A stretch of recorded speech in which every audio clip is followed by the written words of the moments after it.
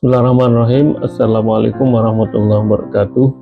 Jumpa lagi dengan saya di channel Peradaban Indonesia di bawah Yayasan Hikmah Peradaban Institute, yang pada kali ini saya akan melanjutkan pembahasan atau kajian filsafat bahasa yang beberapa waktu lalu, kalau tidak salah, sudah sampai 4 tema ya, atau 4 pokok pembahasan dengan beragam sub pokok pembahasan.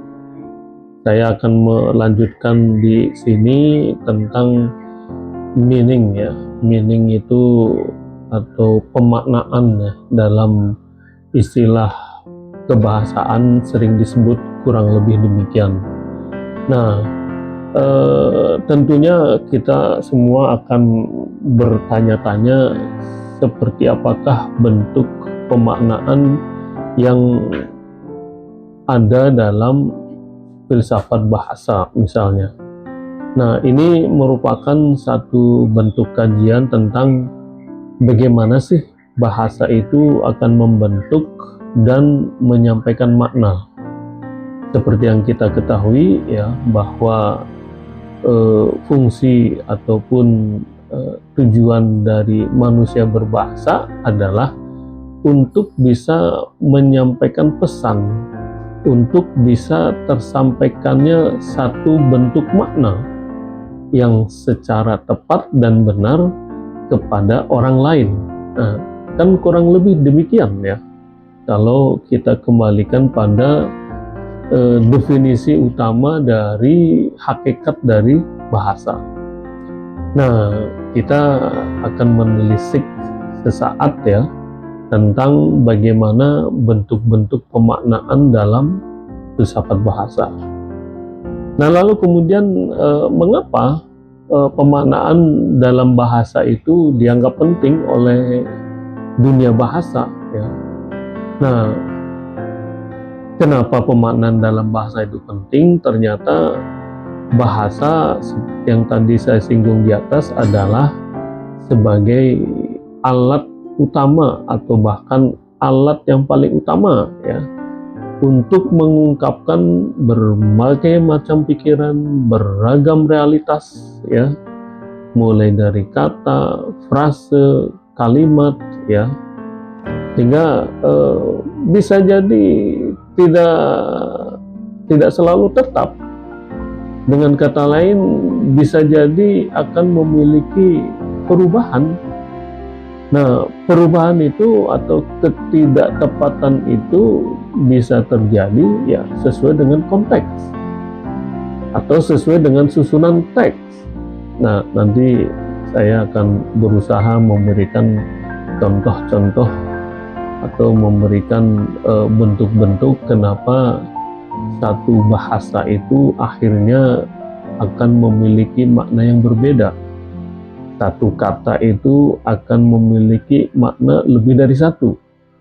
Satu kata, satu ungkapan ternyata memiliki makna yang multi arti, multi makna, dan seterusnya dan seterusnya. Nah, baik. Dari pemaknaan ataupun meaning dalam filsafat bahasa ya, ada beberapa teori-teori yang sering disebut ya, ataupun yang sering dijadikan contoh dalam pembahasan bentuk pemaknaan yang terjadi dalam bahasa. Yang pertama sering disebut dengan teori referensial ya. Teori referensial ini adalah satu makna yang ditentukan oleh objek yang dirujuknya itu dari dunia nyata. Nah, contoh misalnya kata matahari itu merujuk pada bintang atau tata surya yang ada di alam langit sana. Atau misalnya yang kedua, ada yang memang berasal dari teori konseptual. Teori konseptual ini adalah satu bentuk makna yang berasal dari konsep mental yang diwakili oleh kata-kata. Nah, ini sering disebut atau disinggung oleh John Locke atau Immanuel Kant. Contoh misalnya kebebasan itu memiliki makna berdasarkan konsep yang dibentuk oleh pengalaman dan budaya misalnya. Atau misalnya dari teori penggunaan ya. Teori penggunaan ini sering ditentukan oleh cara suatu kata itu digunakan dalam praktek-praktek sosial. Nah, ini sering disebut sebagai gagasan dari seorang Ludwig Wittgenstein ya. Bagaimana kata permainan misalnya ya memiliki beragam makna yang tergantung pada konteks penggunaannya, bahwa permainan itu bisa dalam bentuk catur, permainan itu bisa dalam bentuk sepak bola, permainan itu bisa dalam bentuk ludo ya, monopoli ya, permainan itu bisa dalam bentuk petak umpet ya, dan lain sebagainya, dan seterusnya. Lalu kemudian secara konteks ya, proses pemaknaan dalam bahasa berdasarkan konteks. Nah, makna satu kata itu juga bisa berubah tergantung pada situasi penggunaannya. Contoh misalnya kata bangun.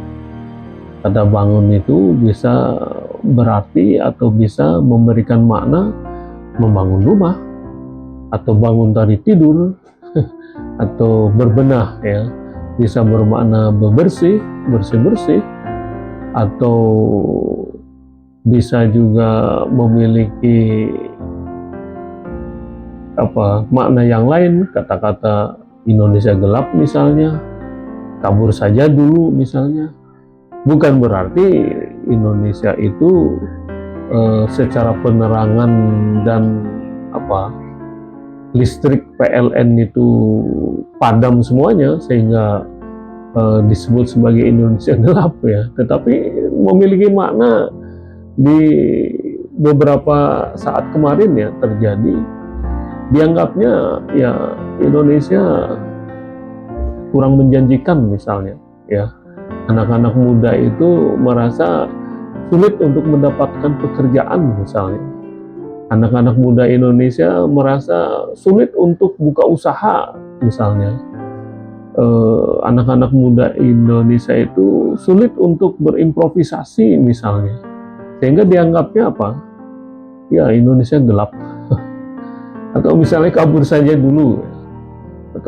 dulu merupakan bentuk ungkapan atau makna bahasa yang ternyata memiliki arti yang berbeda ya, bukan berarti kita lari kabur karena dikejar anjing misalnya, atau terjadi satu kerusuhan misalnya, tidak ya, tidak dikejar anjing dan juga tidak ada kerusuhan, tidak ada apa-apa, tetapi memiliki makna kondisi sosial ataupun kondisi dunia kerja yang ya dikatakan kurang kondusif ya, kalau mungkin kita tidak mengatakan secara ekstrim itu tidak kondusif. Nah, ini adalah sebagai contoh-contoh lain ya, bahwa makna juga bisa dipengaruhi menjadi berubah berdasarkan suatu konteks. Lalu kemudian yang kedua adalah bahwa makna bisa juga berdasarkan satu struktur kalimat, seperti misalnya susunan suatu kata itu akhirnya mampu bisa atau memberikan makna secara keseluruhan ya, bagaimana kata-kata seperti ungkapan anjing mengejar kucing ya, ataupun kucing mengejar anjing ya, yang memiliki makna itu ya tidak pernah akur ya, atau mungkin dengan ungkapan yang lebih familiar atau yang lebih populer ya, kita sering mengatakan seperti Tom and Jerry, kan kurang lebih seperti itu, seperti anjing dan kucing. Itu memiliki makna bukan diri Anda, diri kita seperti anjing dan kucing secara fisik, tidak, tetapi memiliki bentuk makna secara konteksnya itu tidak bisa akur, tidak bisa berbaik, tidak bisa tenang, ya.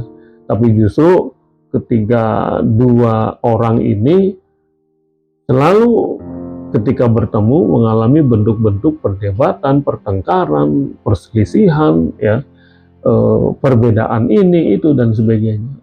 Nah, oleh karena itu, makna yang paling tepat kita sebut ke dua orang tersebut adalah sebagai Tom and Jerry. Nah, itu juga sebagai salah satu mungkin makna yang paling tepat dan paling sederhana, ya, untuk kita sebut bahwa satu kata, satu bahasa itu akan bisa memiliki makna berbeda karena berdasarkan satu struktur kalimat. Nah, bisa juga misalnya bentuk-bentuk makna yang lain, ya, yang bisa memberikan makna yang berbeda, bahwa seperti air dan minyak, kan kurang lebih mungkin juga sering kita mendengar, ya. Air dan minyak itu kan sebenarnya secara empirik, secara ilmiah memang tidak bisa bertemu, tidak bisa menyatu, ya, tidak mungkin bisa menjadi satu kesatuan.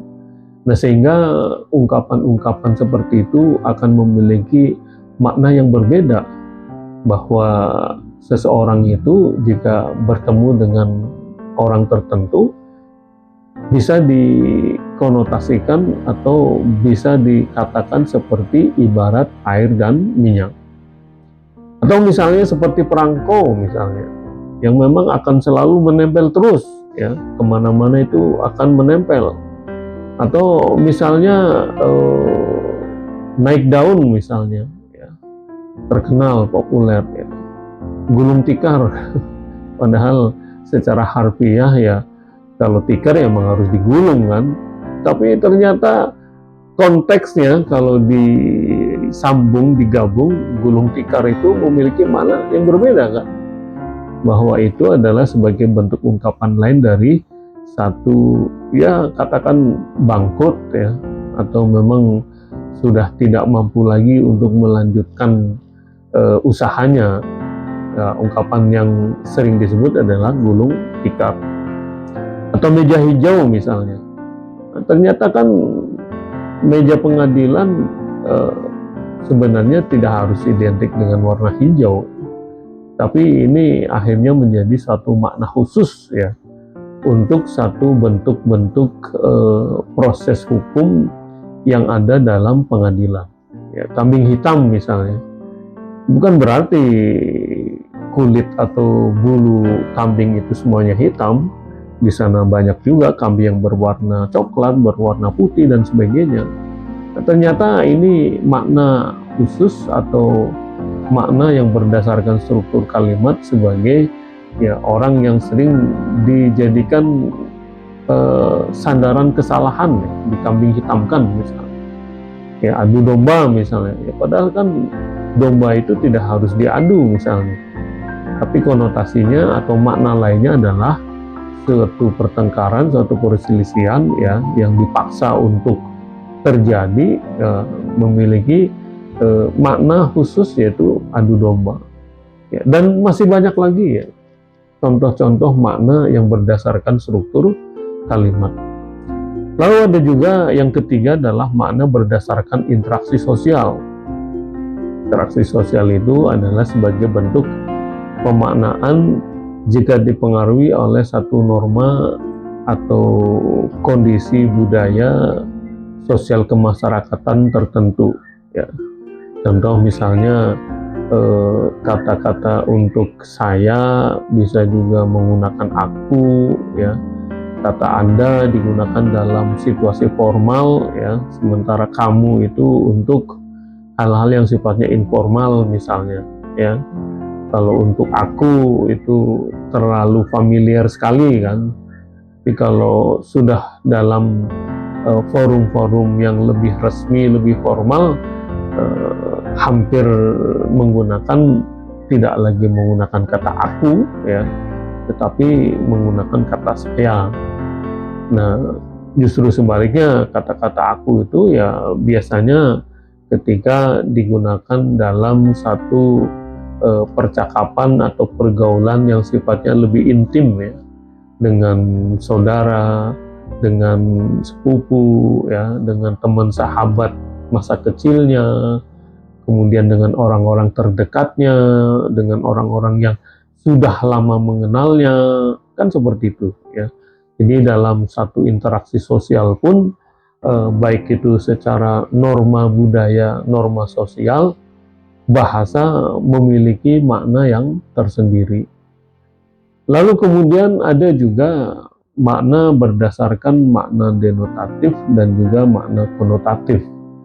Nah, ini sebenarnya sekali lagi saya ingin menggarisbawahi bahwa kajian-kajian dalam filsafat bahasa ini sebagai bagian yang tak terpisahkan daripada kajian linguistik itu sendiri ya, kajian kebahasaan itu sendiri. Sehingga kalau ada yang mengatakan kok pembahasan filsafat bahasa hampir juga sama dengan kajian bahasa, ya memang filsafat bahasa adalah bagian yang tak terpisahkan dari kajian kebahasaan. Bahkan ada juga yang mengatakan kok filsafat bahasa membahas juga tentang kajian-kajian yang sifatnya sejarah kebahasaan. Ya memang filsafat bahasa juga yang tidak mungkin terlepas dari sejarah dari bahasa itu sendiri.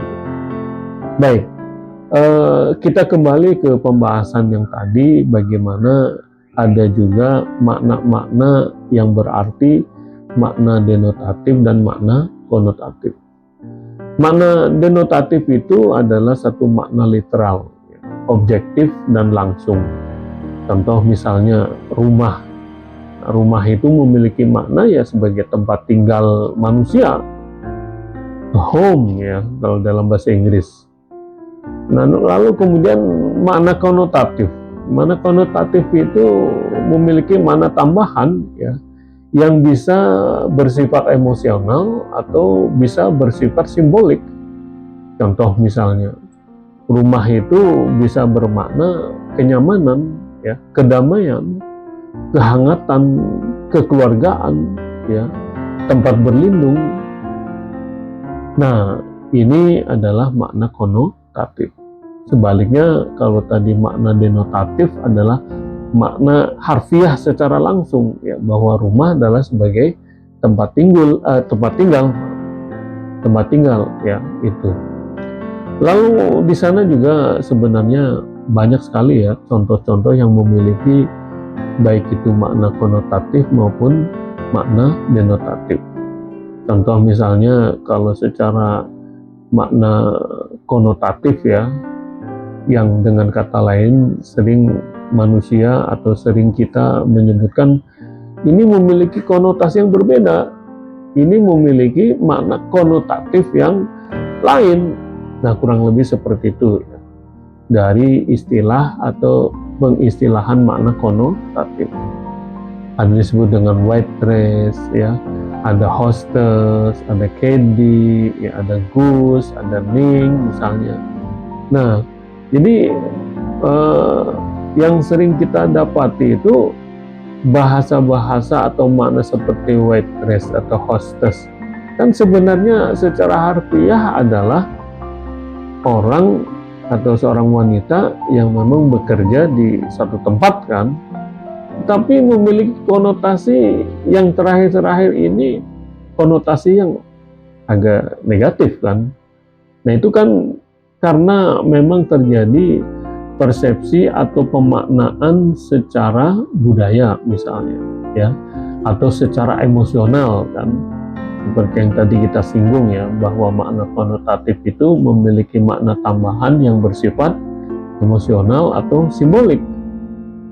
Atau misalnya hostess ya, caddy ya, itu memiliki makna pada waktu-waktu terakhir ini memiliki makna tambahan ya, atau kecenderungan yang memiliki makna secara simbolik emosional sebagai ya satu dua jenis pekerjaan yang dilakukan oleh seorang wanita perempuan ya, yang memiliki makna tidak hanya sekedar dia bekerja di jenis pekerjaan tersebut itu saja, tapi memiliki ya dapat dikatakan makna tambahan yang lain.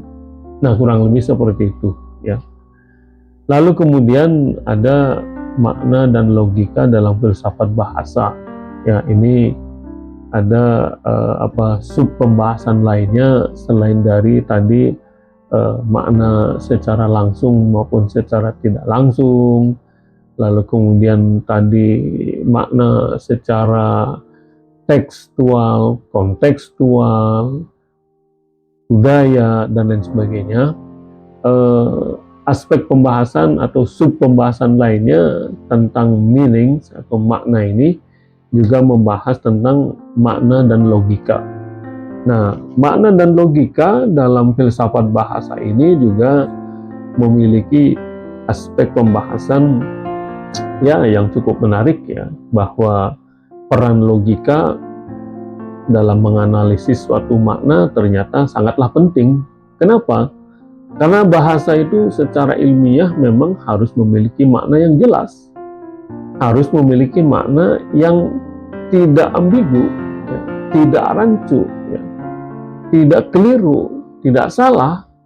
Kan logikanya seperti itu, ya, bahwa memang secara hakikat bahasa itu adalah satu cara yang paling efektif untuk menyampaikan suatu pesan makna kepada orang lain.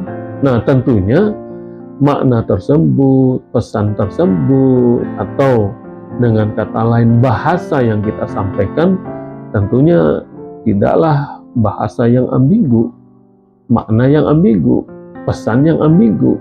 Nah, sehingga di sini ya ada satu peran logika yang sangat penting ya, untuk bisa menganalisis suatu makna. Lalu kemudian di sini juga ada beberapa contoh yang mungkin bisa lebih memudahkan untuk kita, bahwa memang contoh yang akan kita sampaikan ini tidaklah sedetail atau persis seperti yang akan kita maksud ya.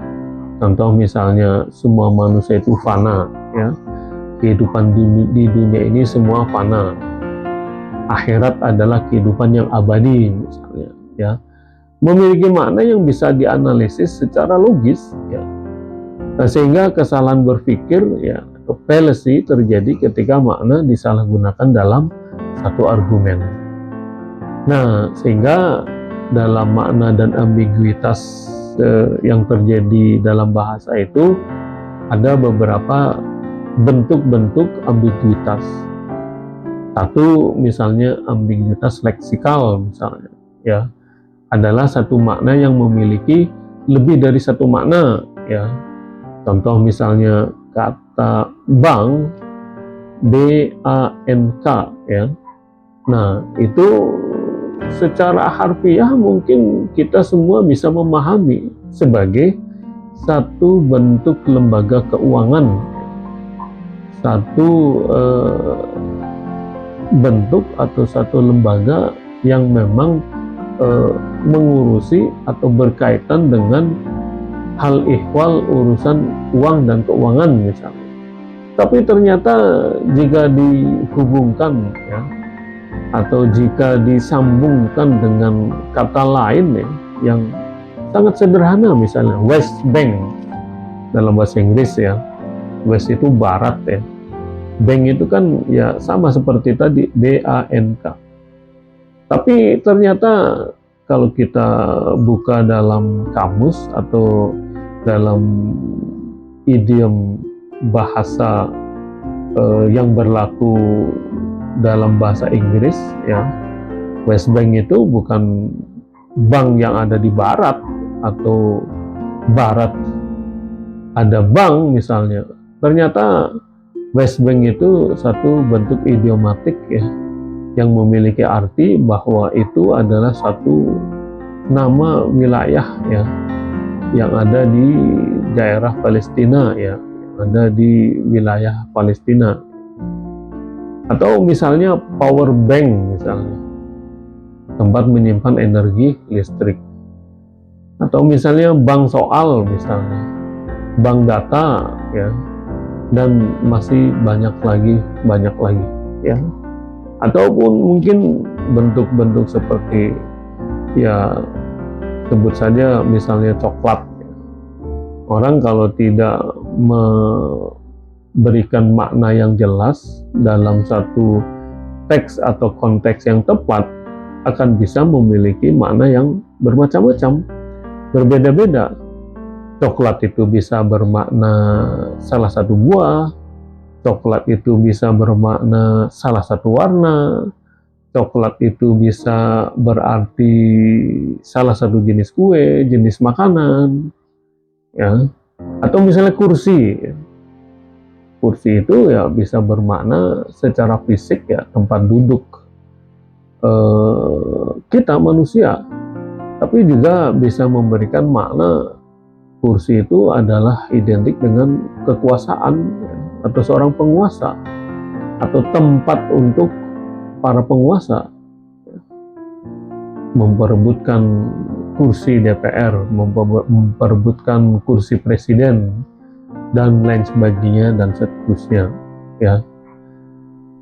Nah, itu adalah contoh-contoh dari ambiguitas leksikal. Ada ambiguitas struktural ya, yang memiliki pengertian bahwa kalimat yang memiliki lebih dari satu interpretasi. Contoh misalnya kalau kita katakan jangan suka makan teman, memiliki bentuk-bentuk makna yang berbeda kan. Jangan suka menjadi pagar makan tanaman. Kita tidak bisa memaknai atau memberikan arti secara harfiah bahwa jangan suka makan teman itu tidak kita makan secara fisik kan? Ataupun jangan sampai menjadi pagar makan tanaman ya. Nah, tentu kalau kita sampaikan kepada anak-anak yang masih usia SD ya, atau SMP akan sulit memahami apa maksud dari itu ya. Karena mungkin mereka belum bisa memahami secara ambiguitas struktural. Nah, lalu kemudian ada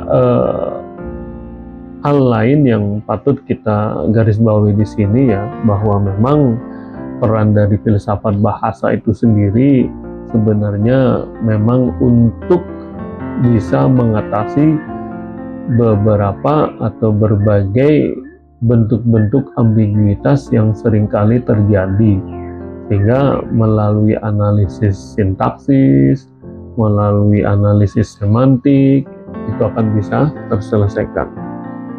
Lalu kemudian tentang implikasi dari pemaknaan dalam ilmu pengetahuan atau dalam komunikasi.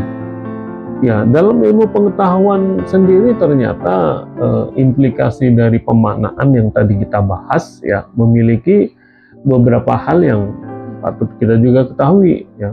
Dalam ilmu pengetahuan misalnya, itu akan bisa memastikan satu makna bahasa secara jelas ya. Satu istilah secara ilmiah. Nah itu. Kemudian yang kedua juga akan bisa mampu mencegah ya, salah satunya dapat dikatakan sebagai bentuk salah tafsir misalnya dalam sebuah teori atau dalam sebuah konsep akademik misalnya. Nah, dengan bisa kita mengetahui suatu makna, kita akan terselamatkan dari beberapa bentuk-bentuk kesalahan seperti dalam penafsiran suatu teori atau suatu konsep misalnya. Lalu kemudian yang pertama tadi ya, untuk bisa kita tahu secara persis ya apa sih istilah tersebut secara pasti memiliki makna ya, apa sih secara ilmiah kajian ilmiahnya bahwa kata tersebut memiliki arti, memiliki makna tertentu misalnya. Lalu kemudian yang kedua adalah dalam komunikasi sehari-hari. Nah tentunya dalam komunikasi sehari-hari ya, kita mampu memahami nuansa makna dalam percakapan sosial. Kita bisa menghindari kesalahpahaman dalam komunikasi verbal dan tulisan. Nah, seperti yang tadi kita contohkan ya, beberapa contoh kata, ungkapan ya yang memiliki makna yang berbeda.